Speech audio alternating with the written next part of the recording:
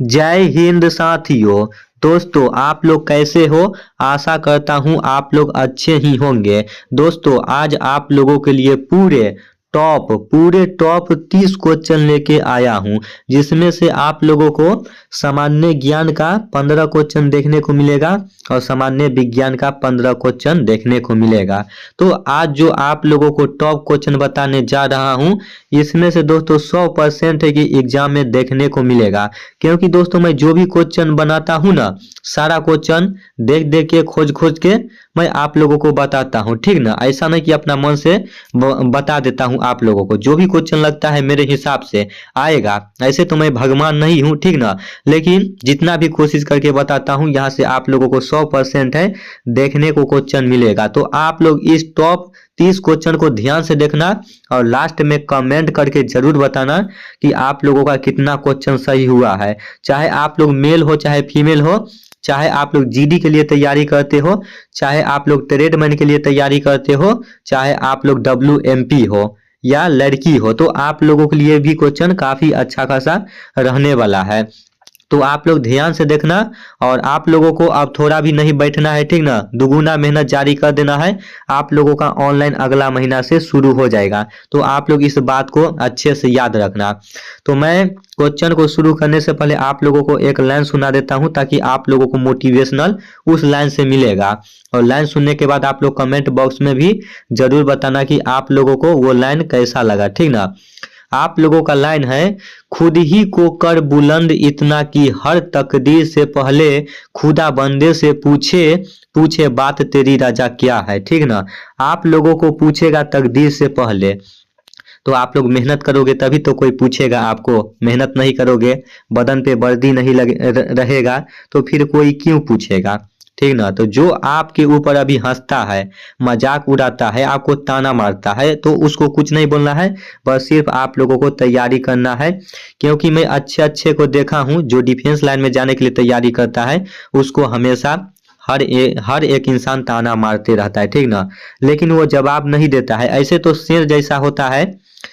फौजी बनने के लिए जो भी भाई तैयारी करते हैं, शेर जैसे होते हैं, लेकिन वो खामोश रहते हैं, किसी को जवाब नहीं देते हैं। उसी तरह आप लोगों को भी जवाब नहीं देना है, ठीक ना। बस अपना कैरियर पे फोकस करना है।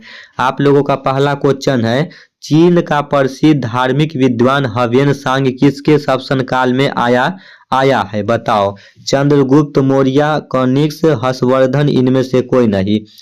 क्या होगा इसका राइट आंसर? चीन का प्रसिद्ध धार्मिक विद्वान ह्वेन सांग किसके शासनकाल में आया है?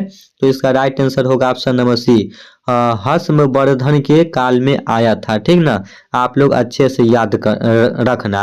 और दोस्तों कोई भी ऑप्शन अगर हमको गलती हो जाता है बताने में, तो आप लोग कमेंट बॉक्स में जरूर बताना, ठीक ना, क्योंकि हम भी इंसान हैं, कभी कभी हमसे भी गलती हो सकता है।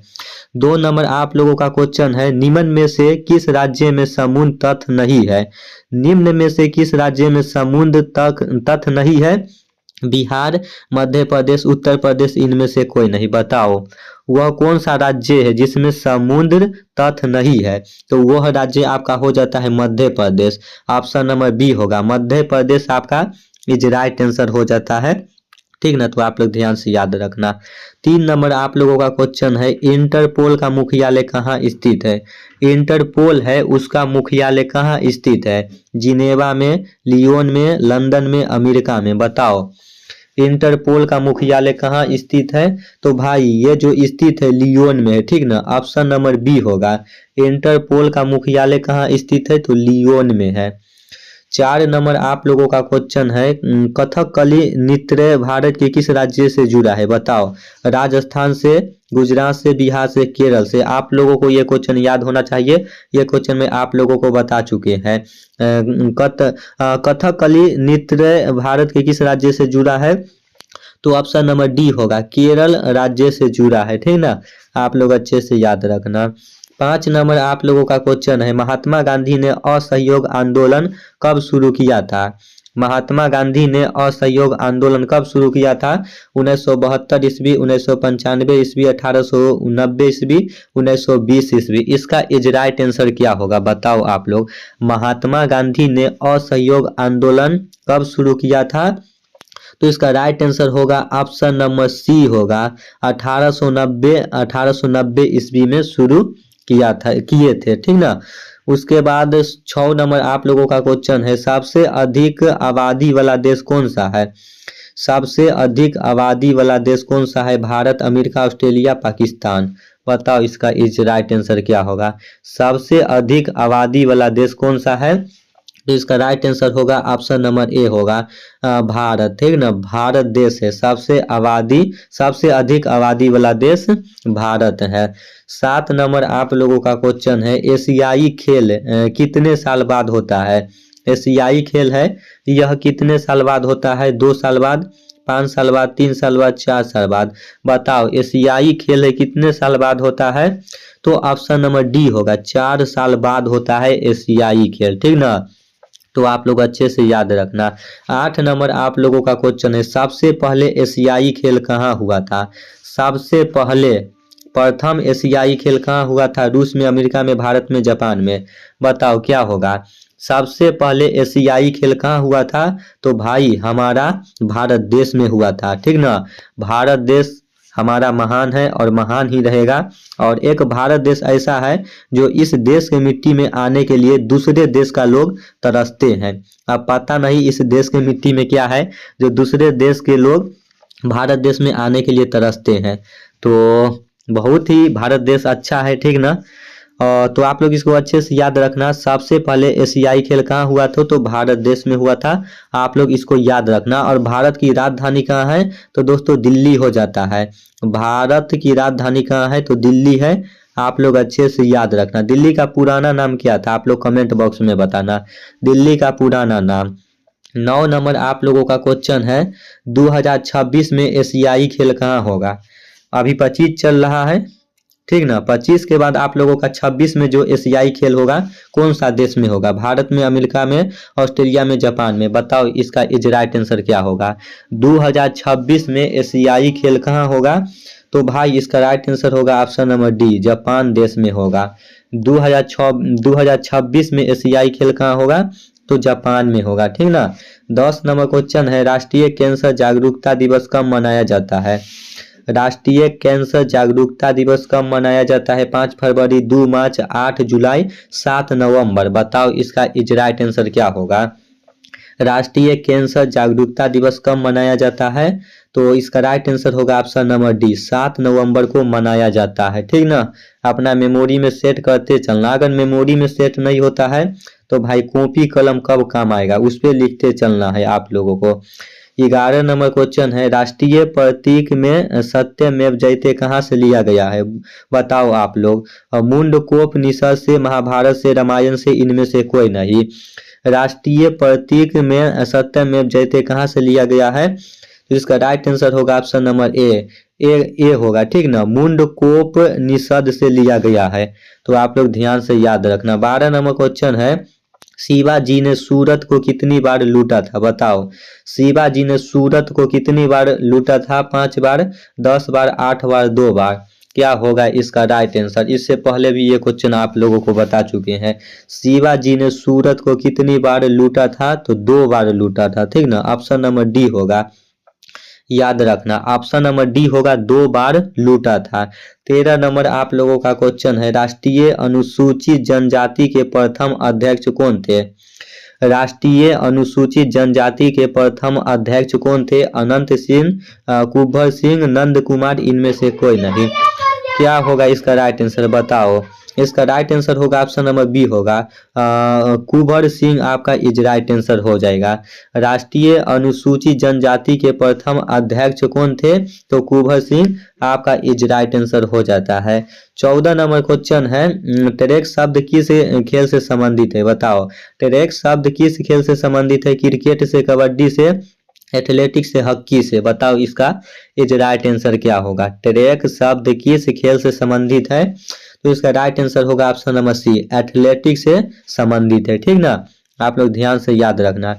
15 नंबर क्वेश्चन है, साहित्य का नोबेल पुरस्कार प्राप्त करने वाले प्रथम भारतीय कौन है? बताओ साहित्य का नोबेल पुरस्कार प्राप्त करने वाले प्रथम भारतीय कौन है? CC Raman, Rabindranath Tagore, B S Pal, इनमें से कोई नहीं। क्या होगा भाई लोग इसका राइट आंसर बताओ। इसका राइट आंसर होगा ऑप्शन नंबर बी होगा, ठीक ना। रविंद्रनाथ टैगोर आपका इज राइट आंसर हो जाता है। साहित्य का नोबेल पुरस्कार प्राप्त करने वाले प्रथम भारतीय कौन है, तो रविंद्रनाथ टैगोर आपका इज राइट आंसर हो जाता है। चलो 15 क्वेश्चन समाप्त हुआ आप लोगों का अथी जीके का। अब यहाँ से देख लो आप लोग साइंस का, ठीक ना। ध्यान से देखना आप लोग, 15 क्वेश्चन बताऊंगा। पहला क्वेश्चन आप लोगों का है, किरीटम सोना किससे बनाया जाता है, बताओ। किरीटम सोना किससे बनाया जाता है। सोना तथा तांबा, लोहा तथा अल्युमिनियम, तांबा तथा अल्युमिनियम, इनमें से कोई नहीं। बताओ हो भैया लोग, क्या होगा इसका राइट आंसर। किरीटम सोना किससे बनाया जाता है, तो आप सभी भाई को पता होगा किरीटम सोना है तांबा तथा अल्युमिनियम से बनाया जाता है, यानी कि शुद्ध लोहा किससे बनाया जाता है, तांबा, तांबा और अल्युमिनियम से बनाया जाता है। 2 नंबर आप लोगों का क्वेश्चन है, मनुष्य का चांद पर द्रव्यमान उसके धरती पर द्रव्यमान का लगभग क्या होगा, बताओ। आधा होगा या दुगुना होगा, अपरिवर्तित होगा या 1/3 होगा। बताओ इसका इज राइट आंसर क्या होगा। मनुष्य का चांद पर द्रव्यमान उसके धरती पर द्रव्यमान का लगभग क्या होगा, तो भाई राइट आंसर होगा ऑप्शन नंबर सी, अपरिवर्तित होगा, ठीक ना। ध्यान से याद रखना। 3 नंबर आप लोगों का क्वेश्चन है, केंद्रक की खोज किसने की थी, बताओ। केंद्रक की खोज किसने की थी, Robert Koch, Robert Brown, George Babbage, इनमें से कोई नहीं। क्या होगा इसका राइट आंसर। केंद्रक की खोज किसने की थी, तो भाई इसका राइट आंसर होगा option number B, Robert Brown ने खोज की थी, ठीक ना। तो आप लोग इसको भी याद रखना अच्छे से।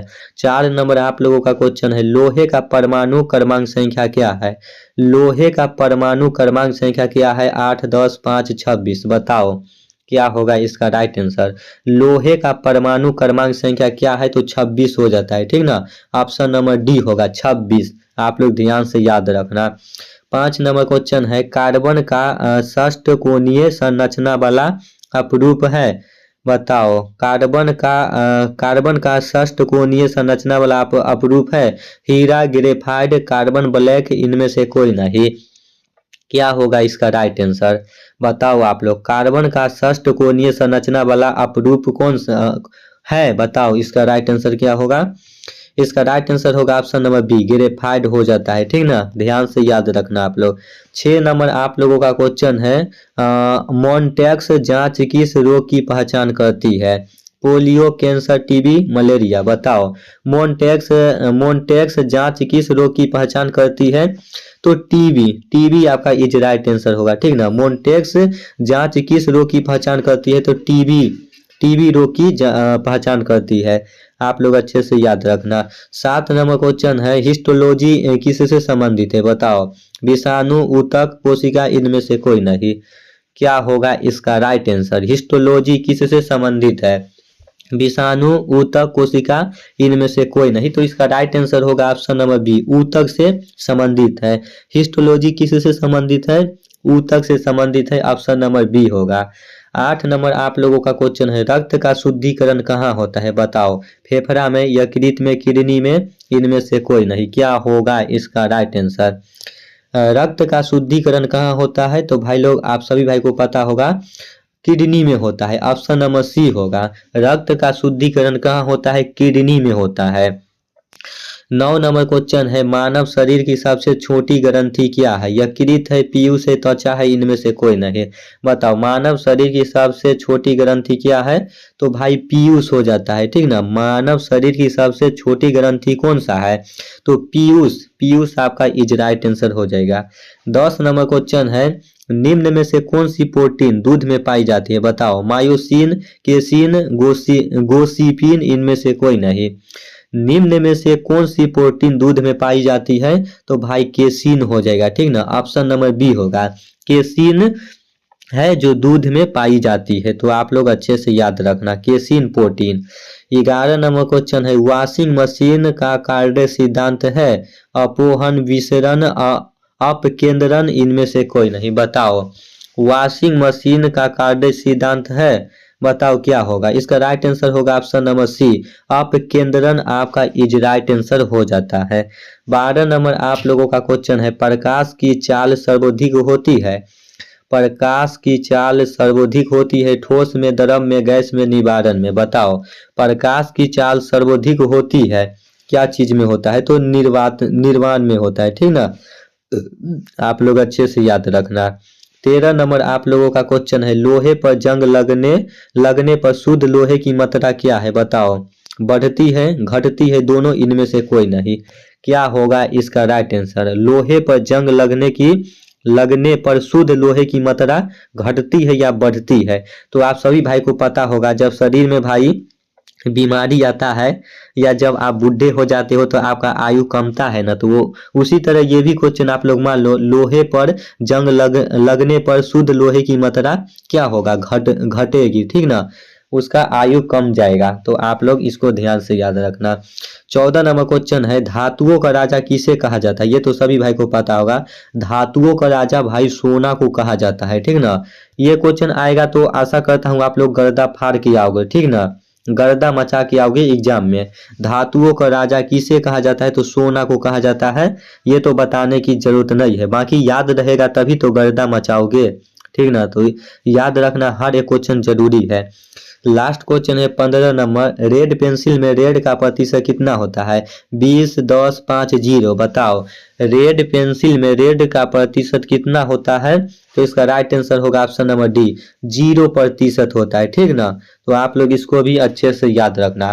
तो दोस्तों आज आप लोगों को टॉप 30 क्वेश्चन बताया हूं, जिसमें से जीके का 15 क्वेश्चन है और साइंस का 15 क्वेश्चन है। बताओ 30 में से आप लोग कितना क्वेश्चन सही किए हो, कमेंट बॉक्स में जरूर बताना।